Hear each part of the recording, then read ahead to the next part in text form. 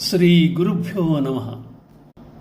కర్మయోగం భగవానుడు ఈ విధంగా తెలియజేస్తున్నాడు. శ్రేయాన్ స్వధర్మో విగుణః పరధర్మాత్ స్వనుష్ఠితాత్ స్వధర్మే నిధనం శ్రేయః పరధర్మో భయావహః. అర్జున, పరధర్మం నందు ఎన్ని సుగుణములు ఉన్నా, స్వధర్మమందు అన్ని సుగుణములు లేకున్నా, చక్కగా ఆచరింపబడు పరధర్మము కన్నా స్వధర్మమే మేలు.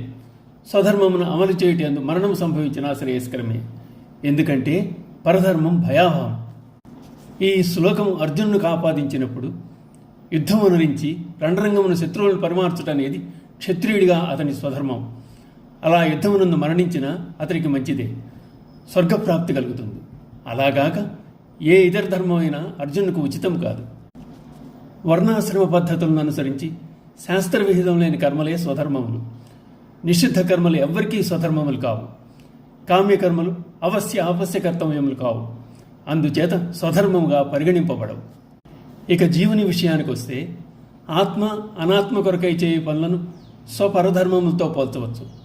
ఆత్మప్రాప్తికి వలె సాధనములు పొందుట స్వధర్మముగా అనుకుంటే, విషయ సంబంధమైన వాటిని పరధర్మముగా భావించవచ్చు. ఆత్మప్రాప్తి అనేది కష్టతరమైన దానిని సాధించే ప్రయత్నంలో ఆనందము, శాంతి లభిస్తాయి. అటువంటి సాధనలో మరణం సంభవించిన మేలే. ఇక దృశ్య సంబంధమైన విషయములు సాధకులకు సౌఖ్యం అందించడంలో సులభతరం. ఇవి దైవం పట్ల మనుషుని విముఖుని చేస్తాయి. వీటి అంతిమ లక్ష్యం సాధకుని దారి తప్పించి నరకానికి చేర్చడమే, లేక సంసార చక్రమున పడద్రోయడమే.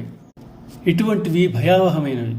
అందుచేత ఎంత విగుణమైనను స్వాత్మధర్మమును వెడనాడరాదు, ఎంత సుగుణముగా అనిపించినా దృశ్యమే ధర్మమును గ్రహించరాదు అంటున్నాడు పరమాత్మ. ఓం నమో భగవతే వాసుదేవాయ.